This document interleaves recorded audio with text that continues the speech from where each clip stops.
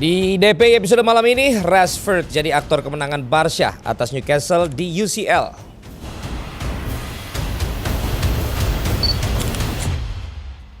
Biasakan nonton Liverpool sampai peluit panjang dan pastikan jantung Anda sehat, termasuk drama lawan Atletico Madrid.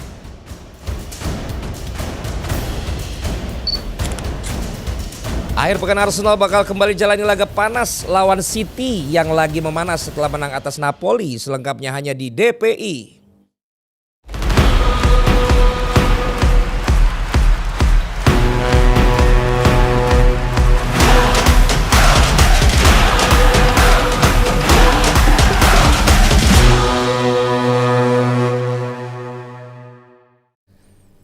Selamat malam Team, dimanapun kalian semua berada, senang sekali dapat kembali bersama-sama dengan kalian semua. Setelah beberapa episode, terutama di studio yang baru ini, saya baru kesempatan satu kali dan ini adalah kedua kalinya untuk menjadi host di acara DPI. Dan hari ini adalah hari Jumat di mana kita akan membahas hasil-hasil dari Liga Champions dan juga persiapan di liga-liga yang akan berlangsung domestik Eropa yang tentu sudah dinanti-nantikan. Dan sebelum saya perkenalkan dua pandit kita hari ini yang sebenarnya sudah ada di dalam promo kita di IG, kita akan bacakan terlebih dahulu. Ini adalah komen-komen dari JM Team yang sudah dikurasi dan yang sudah disiapkan untuk kalian semua. Ini adalah dari WRFGJUU. Semoga mental Rashford yang sebelumnya jatuh karena berbagai tekanan di Inggris, semoga cepat sembuh bermain dengan kepercayaan diri. Biarkan klub lamanya sibuk ngebanyol dengan para pemainnya yang seperti badut yang ada di dalam area sirkus dengan emoticon ngeledek. Dan ada juga dari AZ_2710.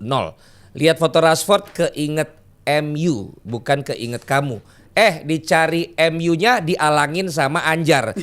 Dicari MU-nya nggak ada. Ini ada dari AZ2710.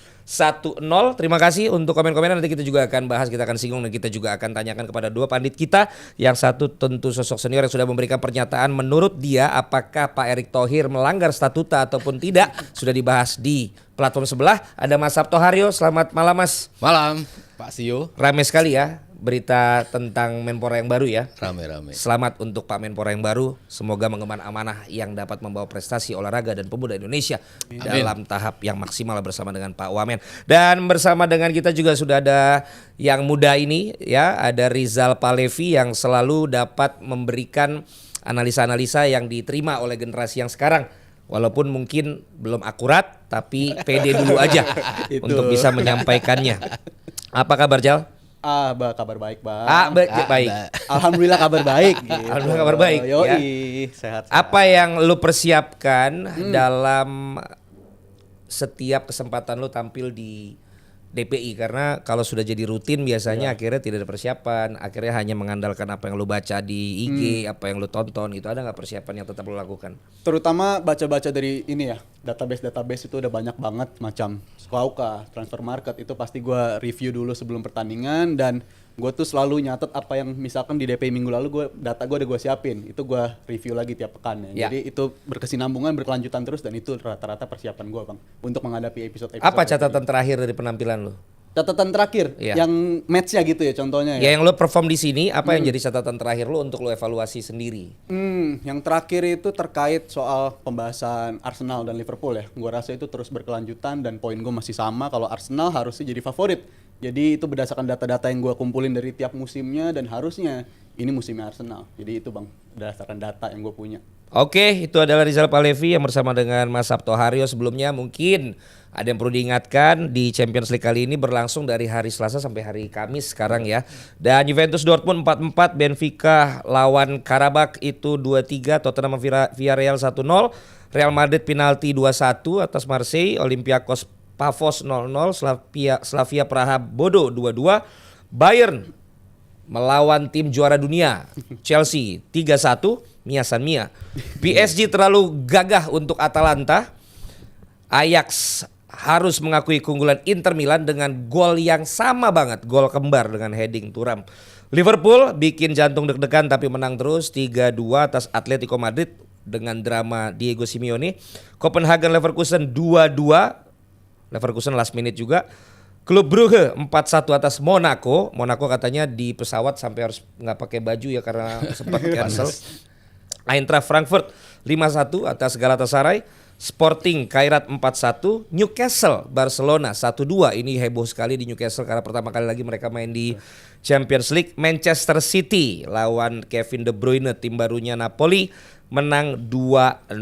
Ini adalah hasil-hasil yang terjadi di Champions League di matchday yang pertama ya berarti pertama ya. ini. Dan kita sekarang tidak akan bisa untuk membahas semua match, tapi kita akan coba dulu sesuai dengan waktu yang kita miliki secara durasi untuk membahas match-match yang akan gue tanyakan kepada Rizal dan juga Mas Haryo. Kita ke St. James Park di mana seperti yang gue katakan tadi suasana begitu meriah. Ada Faustino Asprilla, ada orang-orang yang memang dulu pernah ada di Champions League eranya Newcastle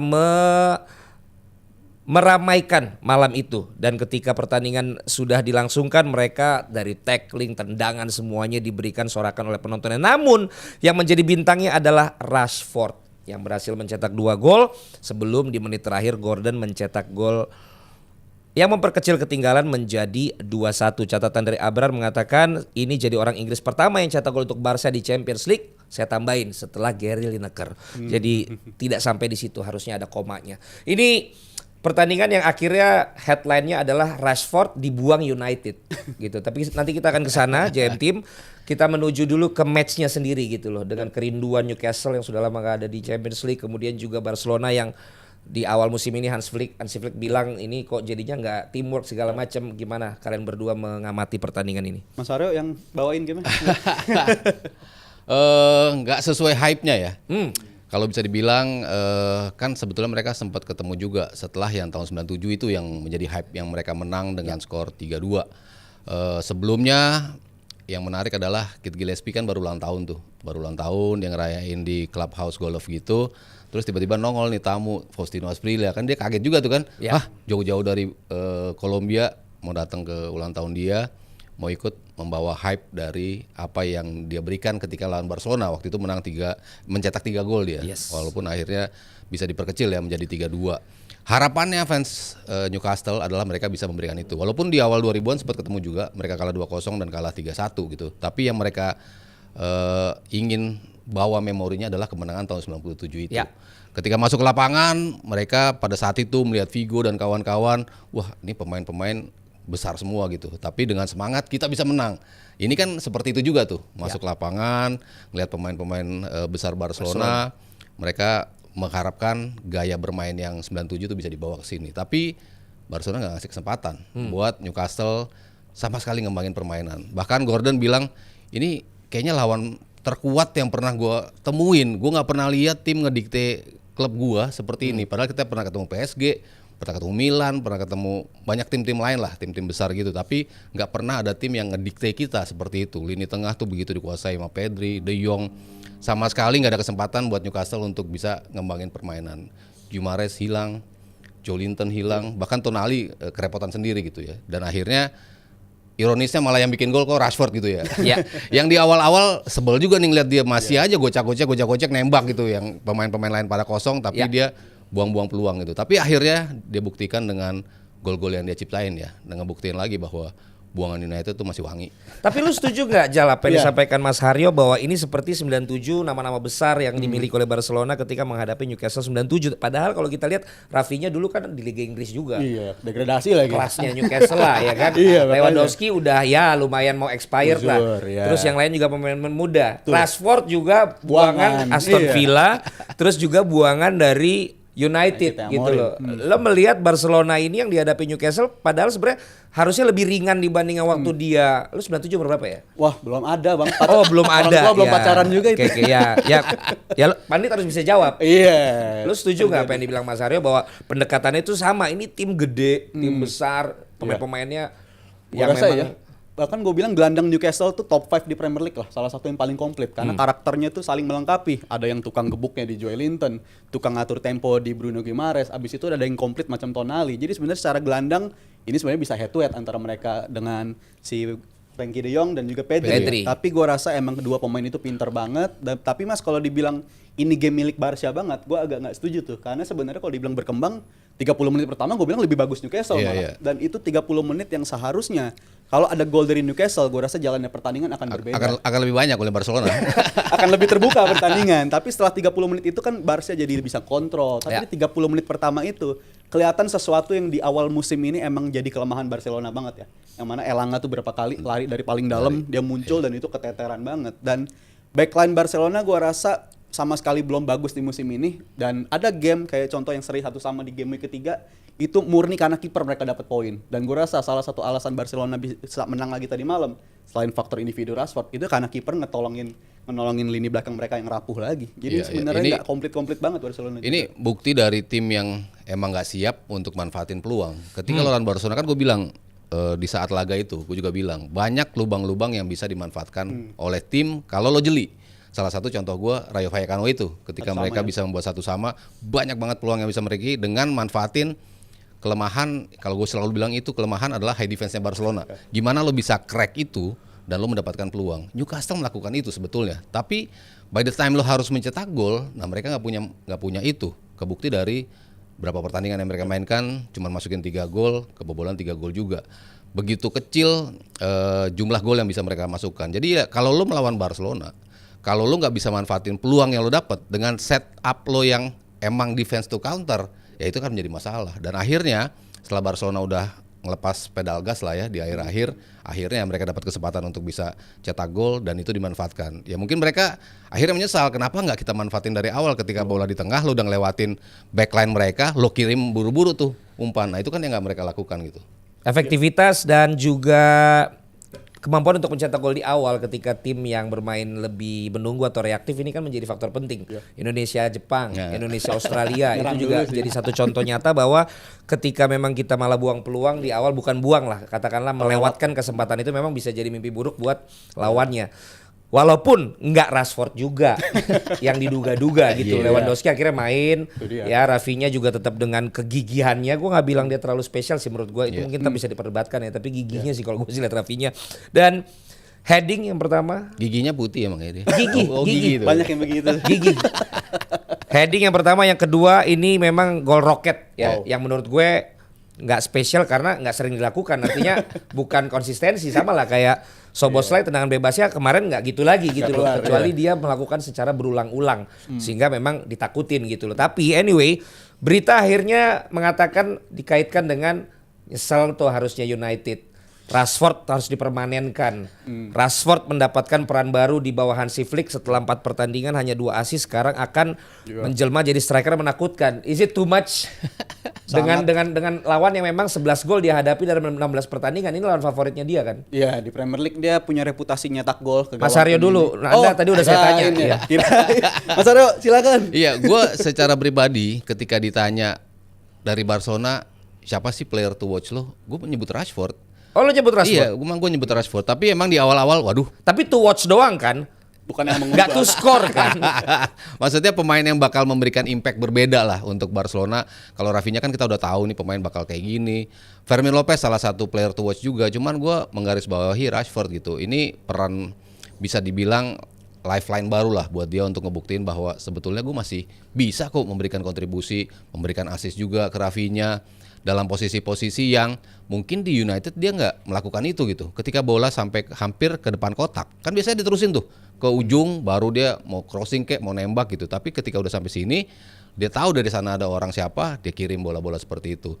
Gaya-gaya seperti itu yang gue pikir akan membuat dia menjadi pemain yang akan memberikan kontribusi besar buat Barcelona. Walaupun di awal-awal agak shaky, di pramusim bagus, awal musim shaky, tapi kali ini dia ngebuktikan di biggest stage bahwa dia masih bisa memberikan kontribusi, terutama berupa gol itu. Tapi perlu berapa kali kita melihat seorang Rashford dengan kontribusinya, either goal, assist, permainan, untuk kita Percaya. bisa bilang seperti ini gitu. Karena too much menurut gua headline yang memberitakan Rashford dengan 2 gol tadi malam. Yap, gue setuju kalau itu too much ya. Karena rekam jejak dia juga ketika Amorim datang, itu kan sebelum Amorim datang dia dikatakan juga udah habis bersama United. Tapi di 2 game pertama Amorim dia bisa 2 gol lawan Everton dan 1 gol lawan Ipswich. Itu kelihatan kayak, oh ini kayak pemain yang bisa bangkit lagi. Habis itu hal serupa juga terjadi di Aston Villa ketika dia ngasih 2 assist ke lawan PSG. Walaupun mereka secara agregat kalah, tapi itu kan kelihatan kayak, wih Rashford di Aston Villa bagus lagi, dan gue rasa ini lagi-lagi skema yang sama bang. Ini berulang doang, force down lah istilahnya, fajar palsu nih si Rashford ini. Jadi ini gue rasa nggak akan membawa angin segar bagi lo Rashford. lupa yang ngelatih dia siapa? Waduh mas, ini intensitas setinggi ini gue rasa Hansi belum Flick. ini. Hansi Flick lo lihat pemain-pemain semuanya step up their game gitu. Pemain yang kita nggak bakal ngira bakal menjadi bagian dari tim inti. Eric Garcia bisa balik lagi. Gerard Martin dia coba di situ. Casado pemain-pemain yang selalu perform gitu. Bahkan Fermin kan yang naik turun juga tapi belakangan. Jadi menurut tampil lo dia bagus. akan konsisten dengan Iya. momen tadi malam? Di bawah Flick, at least masih banyak pertandingan yang akan kita ngelihat dia mencetak gol.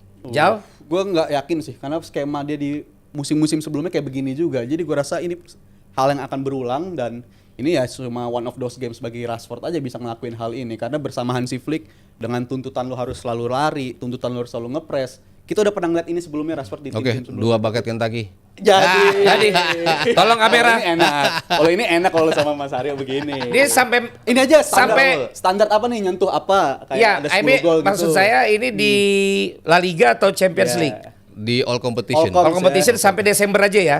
Wih nih, Boleh. sampai break. Iya dong, kan Paruh ini musim. momentumnya nih. Iya, sampai Desember di atas Break paruh 10 gol. musim. Di atas Ada- 10 gol. Tuh, sampai Desember di atas 10 gol all competitions. All coms. Oh. Rizal? 15 nih Mas. Rizal, Gue gak nyampe bang. Ya udah, Nggak salaman. nyampe. Mas Aryo, pertama kalinya 2 nih. bucket fast food ya. Karena gue lagi sukanya AW. Oh, Iya. banyak juga sih sebenarnya. Golden chickennya mantep. Nah, itu dia Lawan ya. itu. Oke, sudah Deal. salaman, tapi siapa tahu kalian juga punya pendapat yang berbeda, tulis di kolom komen apakah kalian timnya Mas Haryo dengan sampai Desember akan berkontribusi lebih dari 10 gol, atau kalian timnya Rizal sampai Desember less than 10 goals atau di bawah 10 gol. Nanti kalau emang kalian masuk timnya masing-masing, kita akan bikinin acara, kita juga akan traktirin tim yang akhirnya kalah. Setuju ya? Boleh sih. Ngomong-ngomong acara, gue juga mau ngingetin di tanggal 28 September kita ada main bola bareng. Jadi kalian yang pengen ikutan main bola bareng di Senayan, buruan daftar, siapa tahu masih ada slotnya karena kita akan main berhadapan dengan PL United ya. Jadi tanggal 28 di Senayan jam 6 sore sampai jam 8 malam. Jadi dari sore sampai malam mainnya tuh. 6 sore sampai 8 malam. Jadi tenang aja, pasti semua kebagian main. Lo main buat siapa? Gua main untuk diri gue sendiri mas. Ya. 2 babak bisa. Oke, jadi jangan lupa untuk bisa daftar juga, dan kalian tadi isi kalian setuju sama Mas Haryo atau Rizal. Kita langsung lanjut dulu ya. Kita Oke. menuju ke Liverpool. Ini memang disayangkan kita bertiga yang bertugas semuanya Liverpool. Jadi saya nggak ngerti apakah ini akan jadi objektif atau tidak. Tapi saya setuju bahwa Liverpool kembali lagi kepada tim yang membawa kita selalu deg-degan. Ya. Leading cepat banget 2-0. Andy Robertson bilang harusnya kita bisa lebih nyaman, tapi malah ke bobolan 2 jadi 2 sama. Dan last minute asisten manajer bilang harus dikurang-kurangin yang kayak begini nih karena kita udah mulai tua, kalau hasilnya harus selalu seperti ini. Itu asisten manajer yang kurang lebih masih suka olahraga, Jal dan juga Mas Aryo. Gimana penonton yang sambil nonton nyemil, makan mie instan, menit-menit terakhir baru gol. Gitu Itu kan terus kalau lagi. kita nggak sehat-sehat banget Iya. bisa bahaya. Apa yang membuat Liverpool baik di Champions League, kemudian kemarin di Liga, di Premier League Iya. juga harus sampai last minute baru ada Yap. winning goal gitu lah, atau bisa ngegolin gitu. Bahkan ini kayaknya baru pertama kali tim ada 5 game berturut-turut bisa nyetak gol di atas menit 80 semua. Kayak nggak habis-habis gitu. Iya, dan 5 jatah game beruntun, hokinya. Bang. Semua Beruntun pertandingan loh deh. Beruntun. Dari awal kan? Iya. 5/5 game. Jadi ini 5 per sesuatu 5 yang sangat di atas menit 83. Iya, beruntun 5 game. Jadi ini sesuatu yang unik banget. Tapi kan perbincangan di media sosial bilang ini cara yang sustainable apa enggak. Kalau dari gue pribadi, ini masih sustainable. Karena kalau ngomongin Liverpool Bias dia. Gini mas, ada penjelasannya mas. Kalau di musim terakhirnya Klopp, ini kan cara kayak begini banyak juga menangnya sebenarnya gol menit terakhir. Tapi bedanya di musimnya Klopp itu 8 kali kemenangan yang caranya kayak begini itu situasi tertinggal Iya. dulu. Ya. Sedangkan di sistemnya sama Slot mereka unggul dulu terus kesusul, tugasnya tinggal nyari gol kemenangan lagi. Jadi kalau ditanya sustain apa enggak, ini masih sustain menurut gua. Dan faktor lawan-lawan yang dihadapi Liverpool sejauh ini bisa dikatakan lawan-lawan yang kualitasnya berat semua itu.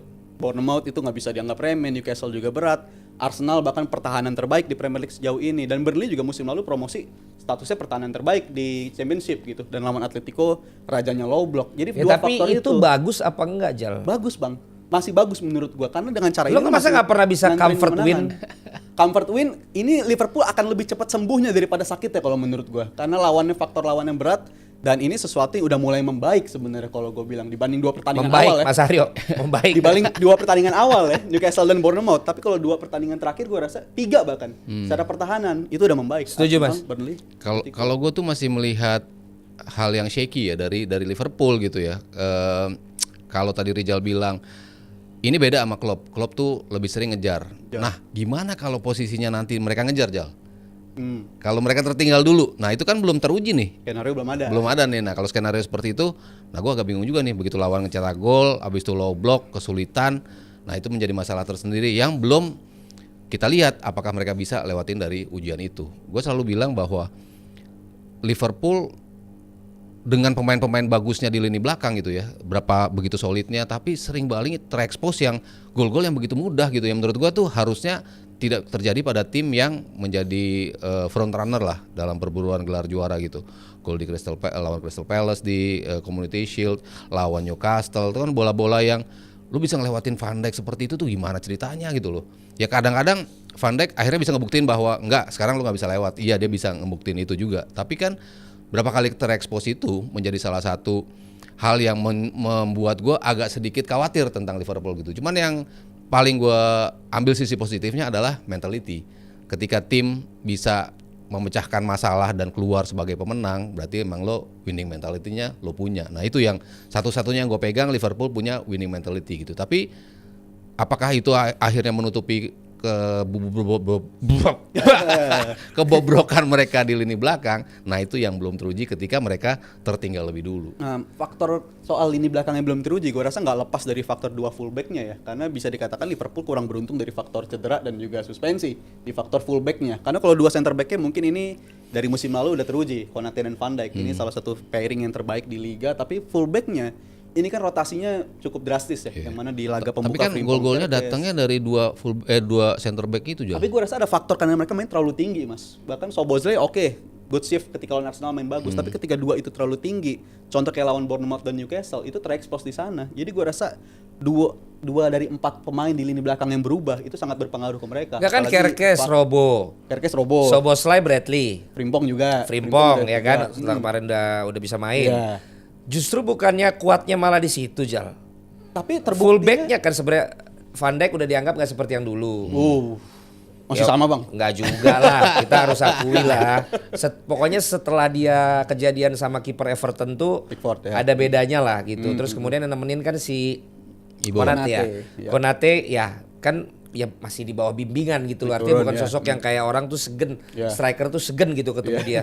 Kwanza udah ke Leverkusen ya? Udah. Terus siapa lagi berarti di Gomez masih ada. Nah, Gomez coba. Artinya kan kenapa lu malah lihat dari fullback yang udah oke malah fullbacknya yang nggak oke malah sentralnya yang Kalau secara dibantu serang itu udah oke Bang sebenarnya. Frimpong bisa ngebantu Salah untuk bantu bongkar serangan. Kerkes juga secara nyerang oke, tapi secara defense mereka as a unit belum bagus. Secara individu mereka memang bisa dikatakan oke, tapi secara defensive chemistry di belakang, kapan harus satu yang balance, satu imbang naik, satu lebih turun di belakang itu belum ada di Kerkes dan juga Frimpong maupun Bradley. Dan menurut gue itu faktor yang berpengaruh banget. Kalau terekspos-nya dari sisi wings, gue bisa terima itu Jal. Tapi kan mereka nggak terekspos dari sisi wings, mereka tereksposnya tuh dari direct ke tengah gitu loh. Di mana dia bisa gocek-gocek terus iya, sampai di mana itu serangan balik tuh. Posisinya Van Dijk sama Konate gitu kan yang bisa diterobos gitu. Kalau lo sering digocek-gocek lah, misalnya Vini lah ngobrak-ngabrik sisi kiri gitu misalnya, terus Mbappe juga misalnya masuk dari kanan ngobrak-ngabrik lini wingsnya, nah itu mungkin lain cerita gitu loh. Tapi ini kan lo lewat tengah, jadi gue bilang gue ragu dan khawatir ya justru dari pairing 2 center back itu. Sentral kan? Tapi kalau di breakdown ya, contoh gol pertama Semenyo itu kan berawal dari trupas yang ditinggalin sama Endo. Waktu itu Endo aja sampai main di bek kanan gitu. Itu gol 1. Kalau yang gol kedua emang dari sentral Semenyo. Habis itu gol lawan Newcastle ya sama itu juga. ada bola-bola lambung memanfaatkan area half space-nya lah dari belakang, bola-bola set piece. Tapi ketika lawan Arsenal itu nggak kelihatan. Ketika lawan dari Burnley nggak kelihatan. Kalau Atletico kan lagi-lagi gol pertamanya Llorente itu dari jarak antara Robertson dan Van Dijk itu nggak ajak gitu jaraknya. Gapnya terlalu jauh dan itu bisa dimanfaatin situ. Dan kalau ngelihat lini belakang yang bisa terekspos itu ya gue masih melihat keraguan sih di antara dua. Kan awalnya kita ngelihat ketika lo nggak ada Gravenberch wajar nih ketika nggak ada yang nyaring gitu. Pas Gravenberch masuk kok masih gitu. Keulang juga hal-hal kayak gitu. Jadi kan something yang menurut gue belum diaddress secara sempurna sih sama Arne Slot, terutama dalam posisi nanti misalnya tertinggal, apakah mereka bisa balikin itu yang masih gue nantikan. Kalau memang mereka betul apa yang kata Rizal sustainable sampai akhir musim, ya memang dia worthy of a champion. Oke. Nanti kita akan ya. Nambahin soal faktor kalau nyalain lini belakang dong kurang cukup menurut gua, karena di faktor depannya itu ada perubahan shifting dari formasi juga dari Slot ya. Yang musim lalu tuh pakai 4-2-4 jadi bisa ngepres semua tuh ke lapangan tuh semua ada di pemain di atas sana. Tapi Virts gua rasa dari segi off the ball, dari segi defendingnya itu belum kelihatan, dan itu alhasil bikin filter di tengah tuh gampang ditembus gitu. Virts secara ofensif udah makin meningkat menurut gua, tapi kalau dari segi ngebantu defense itu belum bisa nyamain rekor atau work rate-nya dari Szoboszlai musim lalu. Jadi perubahan shifting formasi ini gue rasa ada pengaruhnya dari depan juga yang secara kolektif ngepresnya belum enak gitu. Jadi Ya. expose. Tapi yang jelas di sini ada perbedaan pendapat lagi. Kalian juga bisa tulis di kolom komen yang ada di acara ini. Apakah kalian juga setuju dengan Rizal bahwa ternyata kalau lini belakang ya dari fullbacknya. Sementara kalau tadi gua sama Mas Haryo setuju justru dari sentralnya gitu loh, yang memang sering menjadikan celah, sering jadi lawan bisa mencetak gol dengan lebih mudah ketika mereka melakukan reaksi atau melakukan serangan balik. Ngomong-ngomong tadi udah mulai ke lini tengah, Wirtz itu dikatakan oleh Rizal di sore Aldi ya mempertanyakan kapasitasnya, dan ternyata ketika menghadapi ketika menghadapi ATM di UCL dilihat secara pergerakan dan secara fungsi kelihatannya lebih oke. Tapi kita nggak akan tahu juga sampai dengan nanti pertandingan-pertandingan ke depan. Tapi sekarang Rizal akan jelaskan seberapa bagusnya potensi loh. Ini baru potensi berarti ya, bukan sudah terjadi. Potensi pemain ini berdasarkan permainan terbaiknya yang akan disampaikan oleh Rizal Pahlavi.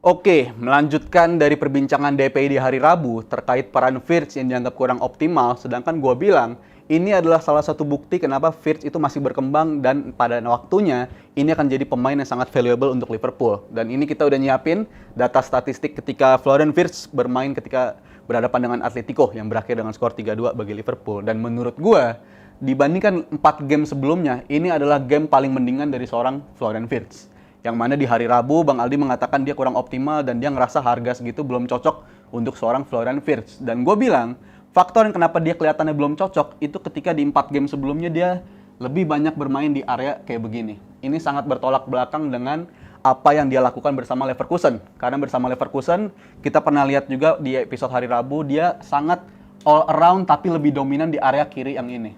Ini sesuatu yang secara natural dia main lebih bagus, dia main lebih kelihatan potensinya, dia kelihatan kreativitasnya, dan di game kemarin lawan Atletico, kalian bisa lihat di sini udah mulai agak memerah. Ini pocket of space atau area-area yang biasa dia expose, dia eksploitasi ketika berada di Leverkusen 2 musim bersama Xabi Alonso. Jadi ini adalah salah satu bukti mana pertandingan dia tentunya masih adaptasi dan dia makin berkembang. Bahkan gue di hari Rabu bilang kayaknya bakal ada momen dia akan bermain sebagai left wing atau sebagai sayap kiri, rotasi dengan Gakpo. Dan di menit 60 ketika lawan Atletico, bener aja dia main sebagai sayap kiri. Jadi menurut gue, Slot sendiri masih mencari-cari potensi terbaik dari seorang Florian Wirtz ini untuk ditaruh mana, dan bisa aja masa depannya berada di sayap kiri. Dan sekarang kita beralih ke data statistik. Mungkin shot on target belum ada, tapi itu faktornya menurut gue. Mungkin nanti Mas Aryo bisa tambahin atau Bang Valen. Dia terlalu dermawan menurut gue, Mas. Dia terlalu dermawan karena ada momen dia seharusnya bisa tembak. Udah 1 lawan 1, dia milih ngoper lagi. Dan akhirnya peluang itu hilang dan nggak berbuah menjadi gol. Tapi ada juga momen brilian dia ketika dia ngasih assist. Seharusnya assist untuk Salah, tapi Salah nge-shoot udah oke banget.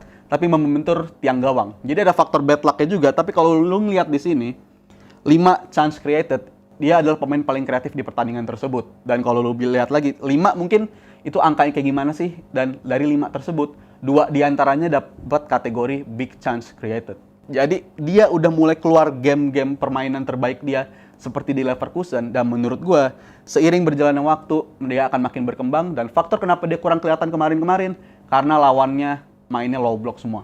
Arsenal bermain sangat dalam, abis itu Burnley juga main sangat dalam. Ini sesuatu yang nggak dia temuin ketika bermain bersama Leverkusen di Bundesliga. Jadi gue lihat potensi dia makin berkembang tentunya ada. Dan dari 5 chance created ini, 2 diantaranya adalah peluang besar. Dan lu kalau bilang dia pemain yang nggak layak dihargain 100 juta plus, gue rasa kita bergerak dalam halaman yang berbeda. Jadi menurut gue poin gue adalah dia pemain yang masih berkembang dan akan membuktikan diri kalau dia adalah salah satu signing of the season bagi Liverpool.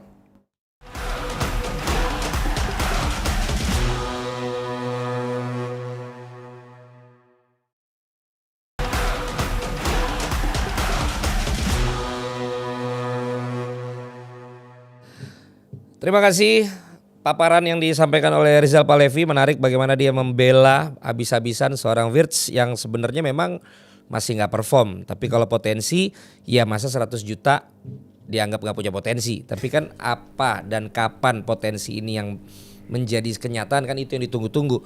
Expected chances aja 0,75 loh. Expected assist. Jadi yang hampir jadi asisnya tuh nggak nyampe 1 tapi 0,75. Lucu juga tuh tadi datanya. Duelnya 3 kali menang dari 10. Setuju nggak apa yang disampaikan Rizal tadi, Mas Aryo? Gue juga sempat berada dalam barisan Rizal ya saat mengcounter Aldi. Aldi kan juga ngelihat gimana lu bisa ngelihat heat map yang begitu menyebar nggak ada merahnya. Lah justru itu kalau merah di situ doang berarti dia nggak beroperasi kemana-mana. Tapi ini justru involvement dia di hampir semua area pitch itu nunjukin bahwa dia emang memainkan gaya yang mencoba untuk mengcover semua area, mencoba untuk terlibat di semua pergerakan rekan-rekannya. Cuman kan emang positioning dia ketika datang kan agak sedikit membingungkan. Lu menggantikan Sobo, lu menggantikan posisi Gakpo yang lebih sering dimainkan ketika dia ada di Leverkusen. Masuk dari kiri on papernya, tapi memang dia lebih sering turun ke bawah dari sisi kiri itu. Nah mungkin itu menjadi salah satu pertimbangan nanti, misalnya Bradley ditaruh di kanan, Sobo balik lagi ke tengah dengan kombinasi McAllister sama Gravenberch di kirinya Florian Wirtz. Itu sangat mungkin terjadi gitu. Cuman yang kalau tadi Rizal bilang ketika dia nggak bisa berkembang karena lawannya hampir sering low block gitu. Gua rasa semua lawan Liverpool akan low block semua Rizal ke depannya. Nah itu justru bisa nggak dia nih keluar dari tekanan. Walaupun gue pribadi saat ditanya sama tim sosmed JM juga player yang paling best buy-nya lah di musim ini siapa, gue tetap nunjuk Florian Wirtz karena gue ngeliat potensi pemain ini sangat besar, cuman belum optimal, belum bisa dioptimalkan oleh Arne Slot. Ya. Dan kalau ngeliat Udah cukup, nanti kita lanjut lagi Rizal ya, udah cukup banyak kamu berkata-kata di malam hari ini. Kita harus amankan durasi kita juga dan juga membuat penasaran JM Team supaya titah-titahnya Rizal ini kalian juga bisa datang di acara hari Kamis. Kita punya yang namanya acara KPI atau apa Jal? Komunitas Pandit Indonesia. Komunitas Pandit Indonesia setiap hari Kamis. Jadi kalian kalau yang di kolom komen ini banyak memberikan komentar tapi tidak terbaca atau kayaknya kok kalian lebih senang langsung ketemu, langsung ngomong daripada nulis, langsung datang aja karena ketuanya namanya Rizal Palevi. Dia akan menyambut dan bersama dengan teman-teman di sana akan menyambut kalian setiap hari Kamis mulai jam 7 malam di Pasti Bisa Coffee Pancoran. Jadi udah kalian mulai bisa banyak yang datang nanya-nanya. dan mulai banyak yang datang dan sudah mulai banyak juga partnership yang kita mulai jalani. Jadi kalian datang selama 3-4 minggu ke depan free coffee. Ya dan juga dapat goodie bag. Udah dapat nggak goodie bag? Baru free coffee. Berarti free coffee dulu, goodie bagnya nyusul lagi diproduksi. Ya, jadi semakin kalian punya banyak kesempatan juga untuk menjadi pandit atau sekedar menambah teman atau kalian bisa belajar berbicara di Komunitas Pandit Indonesia setiap hari Kamis jam 7 malam di Pasti Bisa Coffee Pancoran. Itu tadi pembahasan tentang Wirtz yang memang tetap menjadi hal yang ditunggu-tunggu ya. Apa nanti kalau dia udah cair? Ini cuman singkat aja nih, nggak usah lu jelasin. Apa nanti kalau dia udah cair, akhirnya momen-momen gol menit akhir nggak usah lagi didapat oleh Liverpool. Jangan-jangan menunggu dia menunjukkan kehebatannya di Leverkusen. Iya, asisnya itu kan yang belum kita lihat gitu. Sementara di sana sering banget dia bikin asis, create chance-nya tuh golden chance semua, sehingga hanya butuh tap in dari rekan-rekannya dan juga dia punya kemampuan untuk nembak juga dari luar kotak penalti. Tapi jadi akan muncul Leverkusen dia rajanya gol terakhir justru 11 gol dari menit-menit terakhir Leverkusen 2 musim lalu. Jadi ini tinggal nunggu waktu aja bagi Wirtz menurut gue. Makin cepat dia ketemu posisi terbaiknya, makin cepat juga permainan Liverpool sembuh atau membaik, Bang.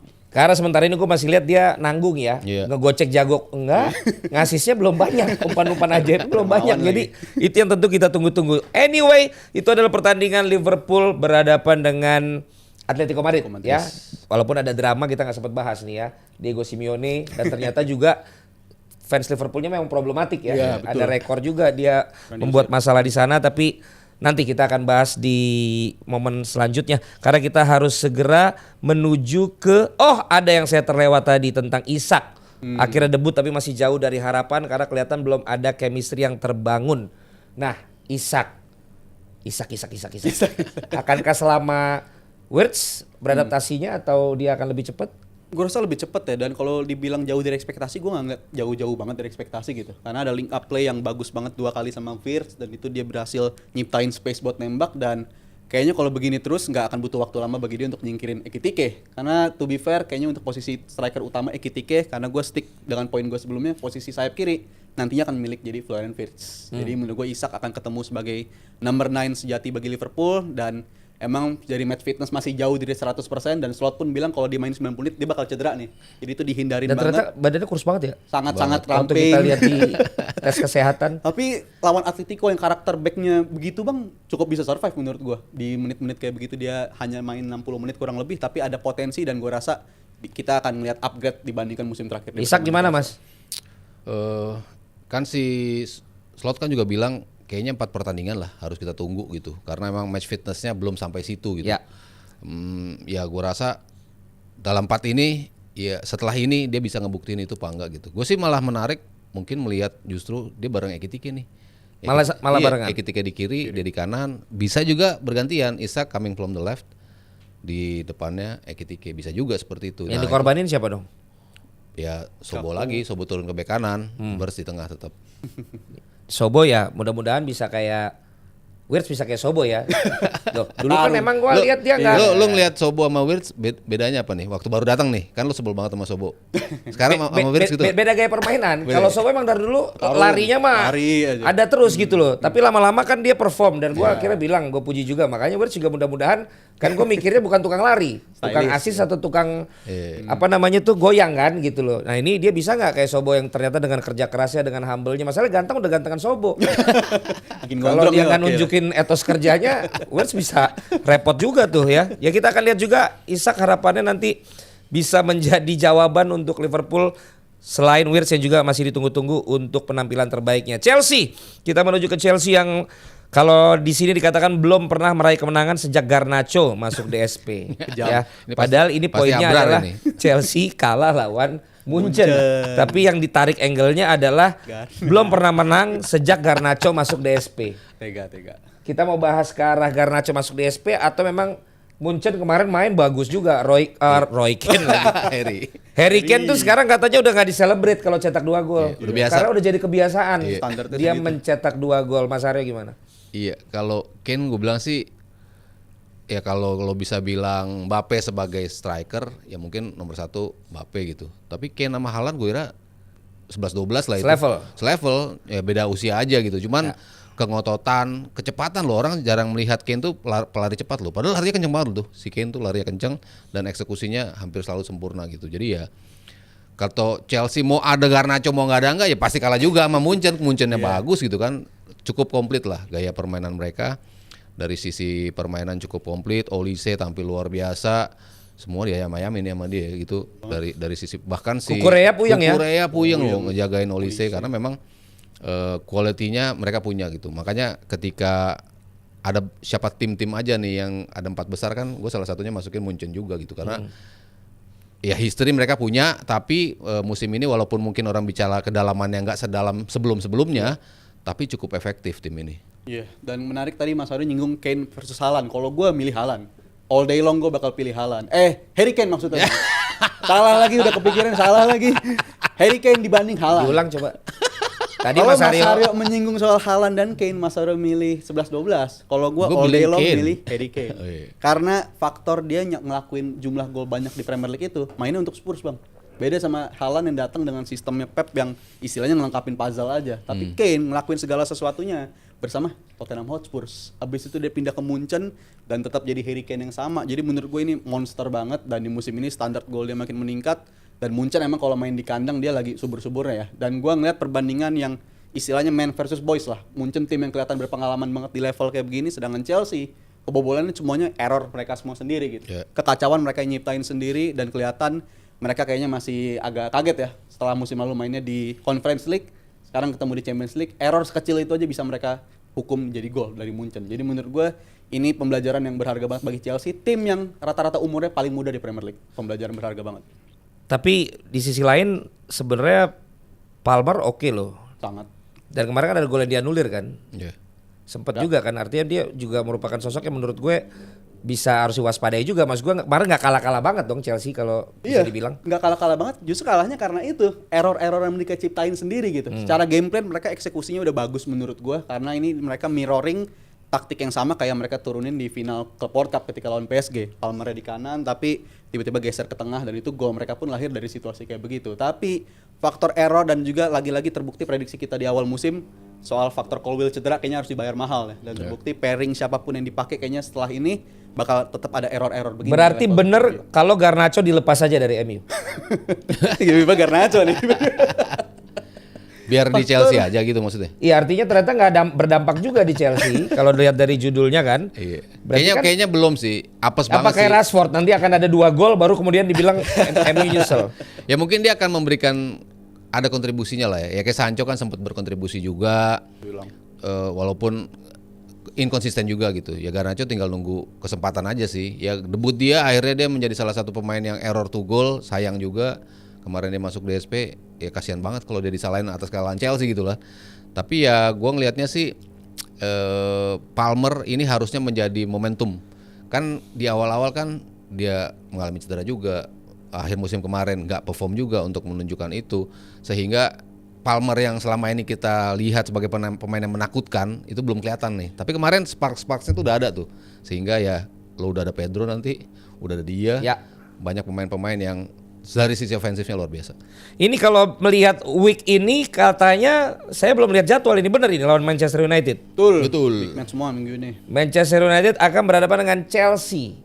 Ya, ini is it gonna be another nightmare for United atau ada Rizal jagoin Chelsea. sebaliknya Bang. gitu. Dan ini Pasti sekarang Rizal- bisa lihat ini prediksi starting line up ya. Betul Mas Aryo, gue jagoin Chelsea di game ini karena ini game yang masuk kategori menurut gue bang game 3 ujian bagi Amorim. Gue bilang ini sebelum international break karena kayaknya ujian bagi Amorim lawan Burnley, lawan City, dan kalau sampai game ini kalah, gue nggak akan kaget kalau waktu dia bersama MU nggak akan lama lagi. Karena walaupun udah ada pembelaan dari Ineos bilang kita ngejaga posisi Amorim, tapi gue nggak akan kaget kalau udah ada pelatih-pelatih yang diseleksi sama mereka. Jadi ini masuk game kategori ujian itu dan kalau kalah gue rasa berat banget bagi Amorim untuk Siapa mempertahankan lagi yang mau diseleksi, Jal? Glasner katanya kan mau tuh, Glasner, Iraola itu bisa dikategorikan. Tapi kalau Amorim Bukan, ya soalnya kan 3-4-3. sekarang semua fans MU kan berharap kayak setiap match tuh ini dia momennya nih.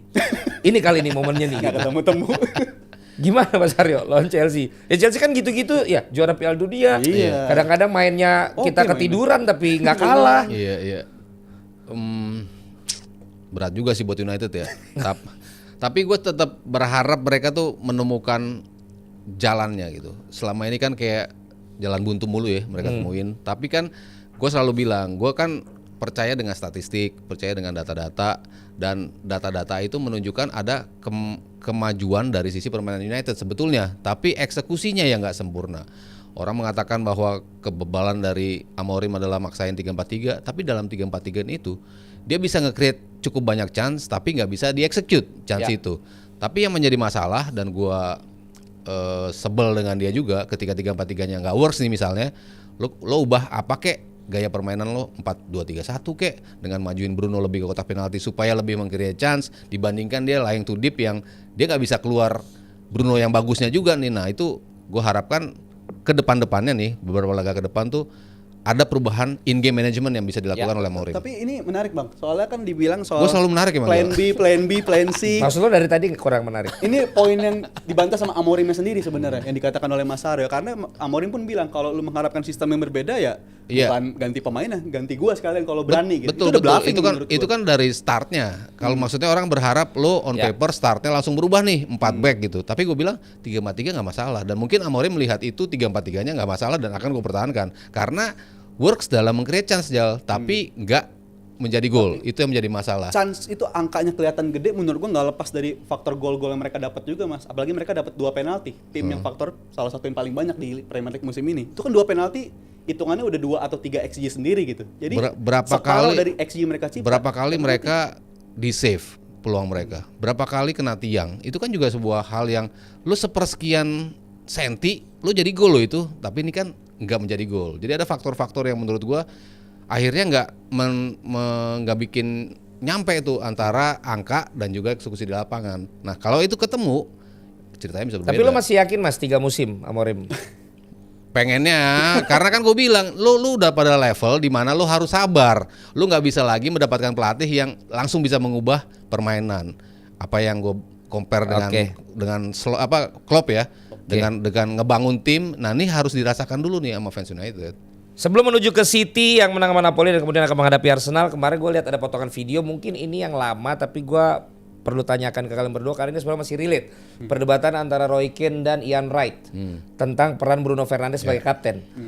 Roy Keane mengatakan as a captain lo harus tunjukin dengan sifat kalau perlu lo berantem di lapangan untuk bisa ngenaikin semangat teman-teman lo marahin teman-teman lo, gua banget lah. Tapi Ian Wright bilang gaya sekarang, generasi sekarang tuh bukan pakai mulut, bukan pakai ngomong, bukan pakai marah-marah, tapi pakai keteladanan di penampilan di lapangan. Lo nyetak gol, lo assist, creative chances dan lain sebagainya. Lo berdua lebih ke yang mana yang diperlukan kapten untuk United?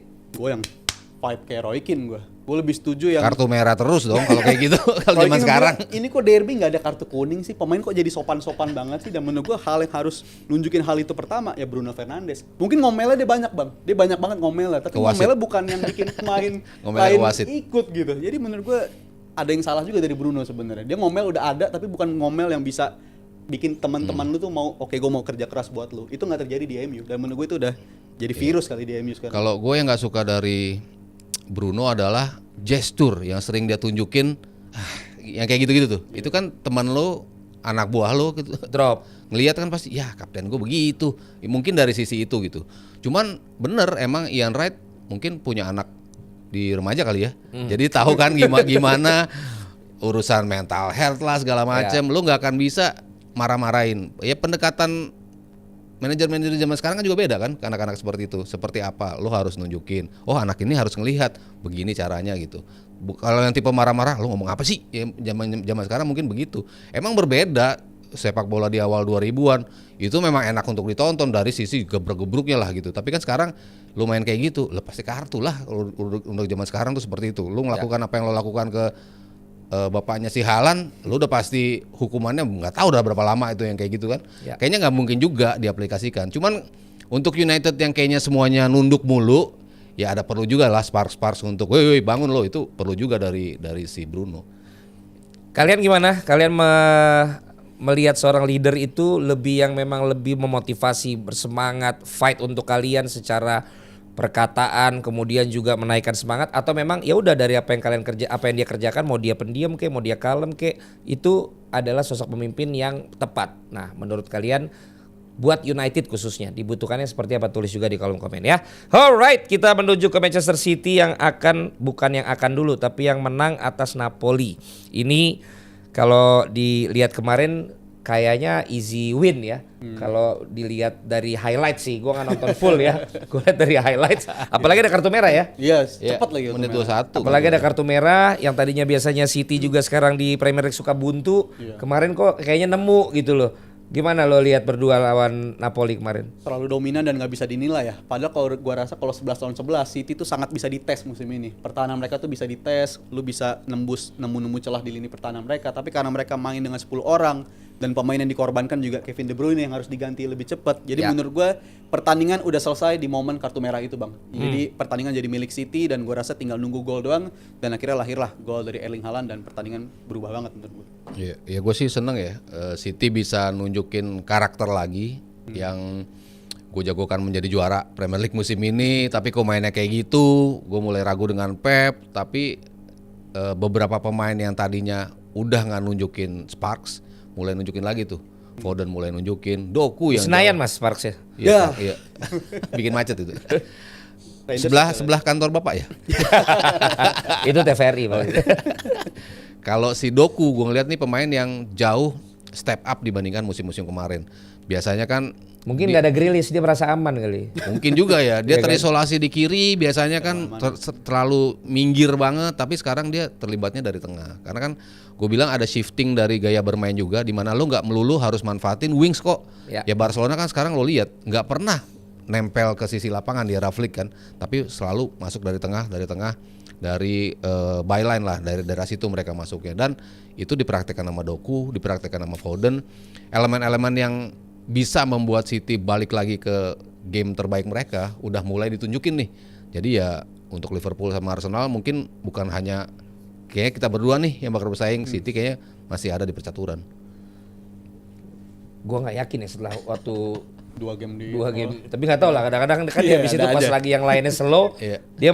dia nyusul ya. Well, anyway, ini salah satu yang akan membuat apa yang dikatakan Mas Haryo ada bayangannya adalah ketika menghadapi Arsenal yang akan bertanding di pekan ini atau di minggu nanti. Ini pertandingan yang tentu juga ditunggu-tunggu, bukan hanya fans Arsenal dan City, tapi semua pecinta bola pasti pengen nonton gitu loh. Lagi-lagi kan selalu dua aliran yang sama kan, apalagi gurunya Guardiola, muridnya si Mikel Arteta ya. Dan kalau lo lihat bagaimana nih di match kali ini? Main di Arsenal ya?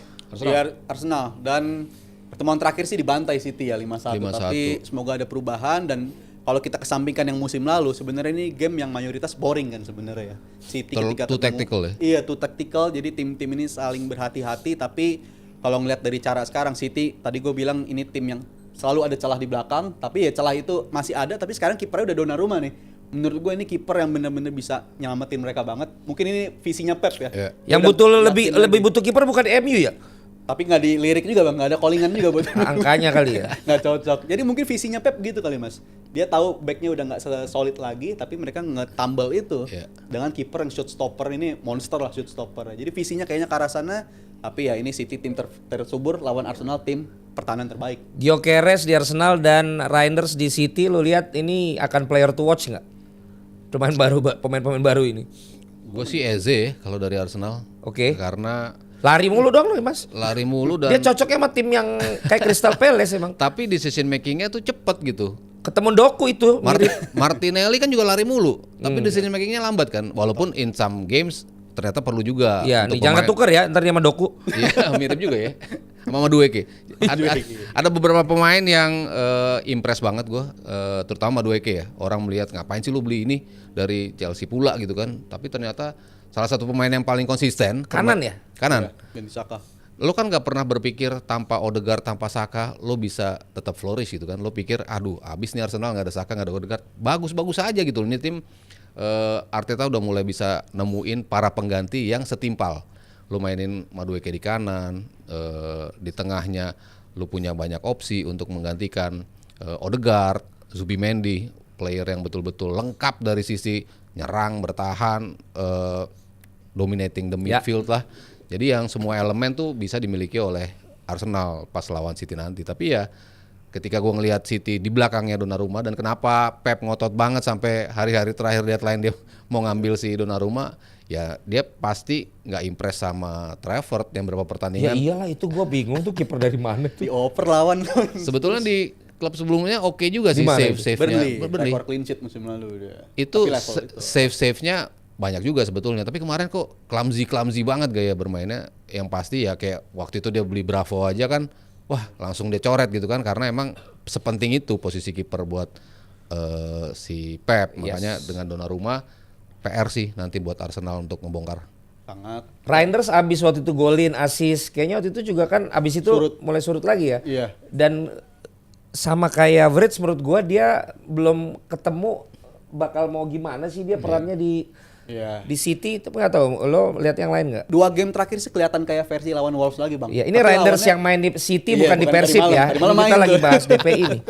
Hari malam main, tapi Reinders 2 game terakhir. Tapi ya gue hati-hati juga karena 2 game terakhir lawannya MU yang segitu rapuh ya, kelihatan Reindersnya bagus, dan tadi malam lawan 10 orang. Jadi takutnya false down lagi gitu. Tapi gue harap dia bisa nemu performa lagi kayak match lawan Wolves di game week pertama. Dan ini pemain yang sangat-sangat Rodri tapi versi lebih Ya. attacking kali ya. Dia versi lebih kayak begitu. Tapi ya lawan lu adalah Arsenal yang satu-satunya tim yang bisa bobolin Arsenal musim ini cuma free kick 30 meter doang. Selain itu lu nggak bisa nembus gawang Arsenal, bahkan bukan cuma nembus, nembak ke gawang mereka aja. Rapor Arsenal musim ini tuh paling bagus. Cuma ngebiarin lawan tuh nembak 2 kali. Jadi ini tim yang sangat-sangat mampu Padahal nggak membatasi. ada Gabriel ya. Iya, Nggak ada Saliba nggak ya. ada Saliba. Tapi mau Square ternyata sejauh ini Top. perform menurut Ya gua. karena dia lebih dalam sekarang. Aman banget. terlalu aman gue takutnya bagi Arteta. Tapi cara kayak gitu terbukti works menurut gue untuk lawan City nantinya. Ya udah kalau begitu saya prediksi aja deh. Kalau tadi United kan katanya pada sulit menang nih sama Chelsea. Kalau Arsenal City gimana? Gue ngelihat Arsenal, apalagi main kandang mereka ya. Menurut gue Arsenal, faktor City lini depannya subur bisa diatasi sama lini belakang Mas Arsenal. Aryo? Dingin. Iya. Gue City deh. Oh City. Ini lebih cepet nih kalau mau baketannya. Ya, jangan dulu deh. Hah? Menarik sih ya. Ya iya dong. Menarik sih ya. Taichan deh. Nah, Taichan Balado lah. Andalan tuh. Taichan Balado. Kalau seri gua. Oh iya iya. Oh, aman semua Jadi nih ya? semua ada yang Kena bakalan nih ya? ada Taichan nih. Oke, ini yang lebih cepat berarti minggu depan udah harus Iya dong. eksekusi nih. Iya hari Seninnya lah. Oh, iya. Lu Rabu ya? Rabu. Jumat ya? Ya Jumat. Iya. Ya udah. Dan deal. Ya udah. Oke. Deal. Seri Arsenal City. City. Nah, ini karena gua yang jadi host, gua harus adil. Ya, ini dari tadi pasti di kolom komen bahas dong tim yang dari Liga Italia. Ya kan? Si Ajax lagi. Ajax ya kalah Ajax sama Inter. Tapi kan itu yang hari Selasa ya. Iya. Yang baru kan ini partai seru bener. Antara seru apa bodor gitu. 4 sama lu lihat nggak? Oh Juve Lagi-lagi. Dortmund. Iya. Dortmund Iya. apa Juve Dortmund itu bener-bener kosong bener kayaknya. Vlahovic 2 gol ya kan. Iya. Iya. Terus juga Dortmund golnya juga ya lumayan gitu. Ini Bagus-bagus sih golnya. iya bagus-bagus itu. Apakah tim Italia juga menurut kalian walaupun ini masih terlalu dini lah ya. Tapi ini juga patut untuk kita juga tunggu nggak langkah-langkahnya di Champions League kali ini? Gue rasa layak ya. Terlebih musim lalu Inter juga setelah tim setipis itu aja bisa melaju jauh gitu. Tapi kalau ngeliat Juve kali ini bersama Igor Tudor separuh musim lalu dan dibukti awal musim ini, Ya. fighting spirit tuh ada gitu, mentalitas, dan kelihatannya dia bisa menangin ruang ganti. Itu faktor terpenting dari Tudor. Tapi yang masalah lini belakang menurut gue masih jadi momok. Lloyd Kelly ada momen-momen bagusnya tapi momen-momen errornya belum bisa dihilangin sama dia. Jadi faktor lini belakang menjadi PR bagi mereka. Lu bisa nyetak 4 gol tapi kebobolan lu bisa kebobolan 4 juga. Itu PR bagi Juve Iya. paling besar musim ini. PR tim-tim Serie A sekarang kan bisa menang 5-3, skornya 3-2. Bobolnya malah banyak ya? Iya, ngebolin terbuka, mereka udah jauh lebih terbuka gaya bermainnya, tapi kadang-kadang lupa defense tuh. Inter doang tuh yang masih inget defense tuh.